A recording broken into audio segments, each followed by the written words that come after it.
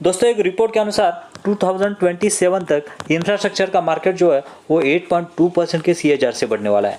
अगर ये मार्केट इतना बढ़ने वाला है तो उसके अलाइन होने वाला जो रियल इस्टेट मार्केट है तो वो सोचिए कितना बड़ा होगा, क्योंकि इंफ्रास्ट्रक्चर और रियलिटी सेक्टर दोनों ही एक दूसरे को पैरेलल है। देखते हैं समझते हैं कैसे।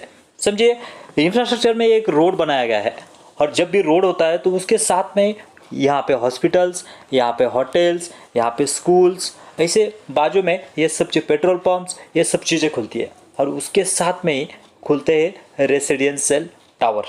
जी हाँ दोस्तों, ये देख रहे हैं हम यहाँ पे बिल्डिंग्स। जब भी इंफ्रास्ट्रक्चर डेवलप होता है ऐसा तो ऑटोमेटिकली ये सभी चीज़ें उसके साथ में बढ़ जाती है। और एक रिपोर्ट के अनुसार हम यहाँ पे देख सकते हैं कि ये रियल इस्टेट का बिजनेस जो है वो पिछले साल, यानी ये प्रोग्रेस हम यहाँ पे देख सकते हैं कि 2020 setting a sales record of 68% further demonstration industry, यानी 68% से ये जो है रियल एस्टेट मार्केट जो है वो बढ़ा है। तो हमें ऐसे रियल एस्टेट के स्टॉक ढूंढना है कि जो स्मॉल कैप भी हो और उसमें पूरा पोटेंशियल हो, जो आगे जाके हमारे पैसे को मल्टीबैगर बना सके। जी हाँ दोस्तों, और बहुत सारे रिसर्च के बाद मैंने आज एक स्टॉक ढूंढा है जो कि बिलोंग करता है वो रियल एस्टेट से, और फिलहाल वो स्मॉल कैप या फिर माइक्रो कैप है और आगे जाके वो पोटेंशियल रखता है कि वो मिड कैप और लार्ज कैप बने। और उसमें मैंने कुछ चीज़ें ढूंढी है कि जो इंडिकेट करती है कि ये स्टॉक जो है वो आगे जाके ग्रो हो सकता है या फिर मल्टीबैगर रिटर्न दे सकता है। तो कौन से है वो स्टॉक, कौन से है वो पैरामीटर्स और कौन से है वो 3 चीज़ें जिसके वजह से हमें कन्विक्शन होगा कि इस स्टॉक के बारे में हमें सीरियसली सोचना चाहिए और हमारे पोर्टफोलियो में जगह देनी चाहिए। लेकिन आगे बढ़ने से पहले अगर आप हमारे मल्टीबैगर कम्युनिटी का हिस्सा बनना चाहते हैं तो इस चैनल को सब्सक्राइब करना मत भूलिए, क्योंकि हम सीखते हैं यहाँ पे वेल्थ कैसे क्रिएट की जाती है। जी हाँ दोस्तों, तो देखते हैं कौन सा है वो स्टॉक, लेट्स सी।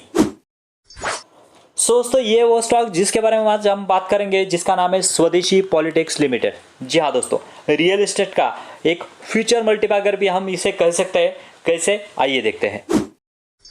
अगर रियलिटी सेक्टर में बात की जाए तो देखिए हम देख सकते हैं यहाँ पे buildings, factory, warehouses, residential, commercial, agriculture and industrial infrastructure जो है ये कंपनी क्या करती है, बाई करती है, सेल करती है, लीज पे देती है और डेवलपमेंट भी करती है।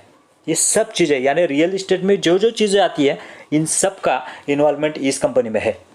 और ये जो है बाइंग सेलिंग का काम करती है, लीजिंग पे भी देती है। ओके, इसके बाद में देखते हैं उसका रेवेन्यू कैसा आता है, क्योंकि 99% रेवेन्यू जो है उसका क्या होता है, लीज होल्ड से आता है और बाइंग और सेलिंग से आता है, और 1% रेवेन्यू जो है वो इंटरेस्ट से आता है। दोस्तों अब हम आए हैं कंपनी के फंडामेंटल्स पे। फंडामेंटल्स आप देखेंगे तो 5 स्टार फंडामेंटल्स इस कंपनी के हमें दिखाई देते हैं। देखते हैं मार्केट कैप जो है कंपनी का 184 करोड़ का, यानी एक माइक्रो कैप कंपनी है। करंट प्राइस देखेंगे तो 47 पे हमें यहाँ पे देखने को मिलता है, और जो उसका हाई बनाया था 63 का और लो है उसका 26 का, यानी हाई से नियर अबाउट 20% के करेक्शन पे अभी ये कंपनी हमें मिल रही है। उसके बाद में बहुत बढ़िया चीज़, ROC 482, ROE 389, यानी देख सकते हैं कितनी इफिशियंसी के साथ ये कंपनी जो है अपने इन्वेस्टर का, अपने प्रोमोटर का पैसा यूज़ कर रही है और उसके ऊपर रिटर्न जनरेट करके दे रही है। 482, 389, नॉट ए जोक। उसके बाद में आगे देखते हैं। उसके बाद में देखिए डेप्ट टू इक्विटी रेशियो 0%, यानी इस कंपनी के ऊपर कोई भी डेप्ट नहीं है। उसके बाद में वैल्यूएशन की बात की जाए तो प्राइस टू अर्निंग जो है 6.52 और इंडस्ट्री पी जो है वो 30 का है, यानी इंडस्ट्री पी से 5 टाइम्स ये कंपनी जो है चीपर है। और उसके साथ में पीजी रेशियो देखेंगे तो 0.04, यानी जहाँ पे 1 अगर है तो उसको फेयर वैल्यू माना जाता है, तो वहाँ पे इसके जगह पे पीजी रेशियो हमें 0.04 दिख रहा है, यानी बहुत ही अंडर वैल्यूड ये कंपनी हमें यहाँ पे दिख रही है, जिस हिसाब से ये कंपनी परफॉर्मेंस दिखा रही है। यहाँ पे सेल्स ग्रोथ कितनी है, 69.3, और 1 साल की नहीं पिछले 5 साल की सेल्स ग्रोथ यहाँ पे 70% है ऑलमोस्ट। और प्रॉफिट ग्रोथ देखेंगे तो 153%, हर साल कंपनी अपना प्रॉफिट क्या कर रही है, डबल कर रही है ऑलमोस्ट। और उसके बाद में प्रोमोटर होल्डिंग देखेंगे तो 66.4, और कोई भी शेयर यहाँ पे प्लेज नहीं है। प्रोमोटर होल्डिंग के बारे में मैंने जो बताया कि तीन चीज़ है, उसमें से एक चीज़ है प्रोमोटर होल्डिंग के बारे में, वी विल डिस्कस लेटर।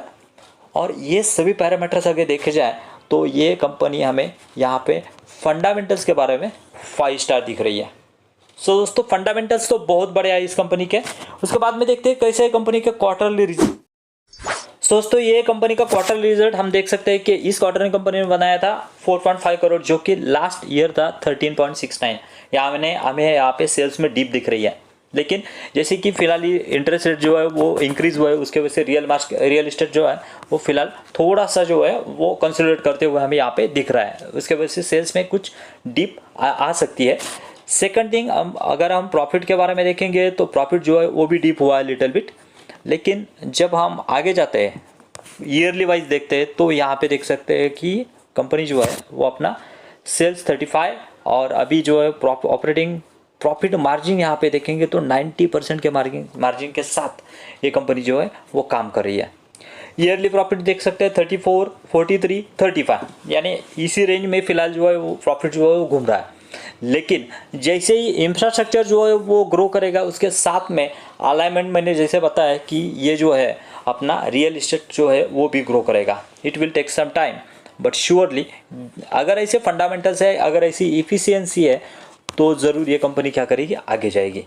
तो देखते हैं वो कौन से पैरामीटर्स है। 3 में से 2 पैरामीटर्स हमें यहाँ पे बैलेंस शीट में देखने को मिलेंगे, जो मैं आपको दिखाना चाहूँगा, which is very very important.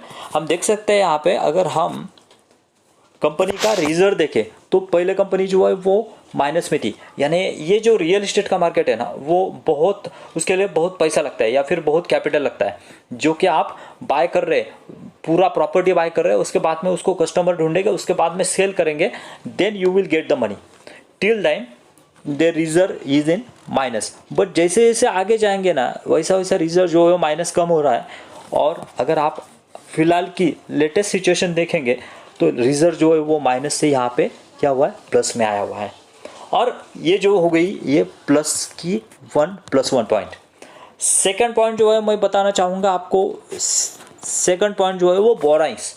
जैसे ये रिजर्व कम हो रहा है उसके साथ में रिजर्व जो है वो बढ़ रहा है, वैसे ही बोरिंग्स क्या हो रही है देखिए 61, 50, ये नीचे नीचे नीचे आके लास्ट ईयर कंपनी ने यहाँ पे अपने खुद को डिप्री किया है। ये दोनों चीज़ें जो है वो प्लस साइन दिखाती है कि कंपनी कैसे इफिशिएंटली अपना काम जो है कर रही है और अपने इन्वेस्टर के पैसे को वैलिडली कैसा मैनेज कर रही है। दोस्तों लास्ट वाला पॉइंट मैंने जो बताया था वो है प्रोमोटर होल्डिंग। जी हाँ दोस्तों, +3 मैं इसको कहना चाहूँगा। देखिए यहाँ पर प्रोमोटर ने 2020 से कुछ भी हिस्सेदारी बढ़ाई नहीं थी, 63% कांस्टेंट चल रहा था। लेकिन इस क्वार्टर में कंपनी ने प्रोमोटर जो है उन्होंने 66% किया है, यानी +3% अपना क्या किया है, प्रोमोटर स्टेक इंक्रीज किया है।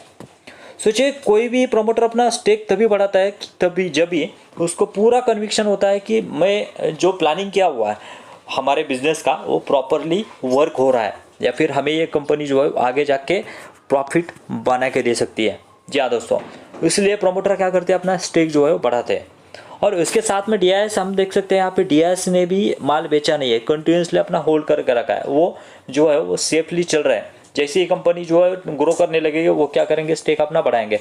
और वैसे सेम ही एफआईएस भी यहाँ पे क्या करेंगे, अपना स्टेक बढ़ाएंगे। गवर्नमेंट ने भी थोड़ा सा हिस्सा लगा के रखा है, साथ में पब्लिक जो है वो 34% के साथ में बनी हुई है।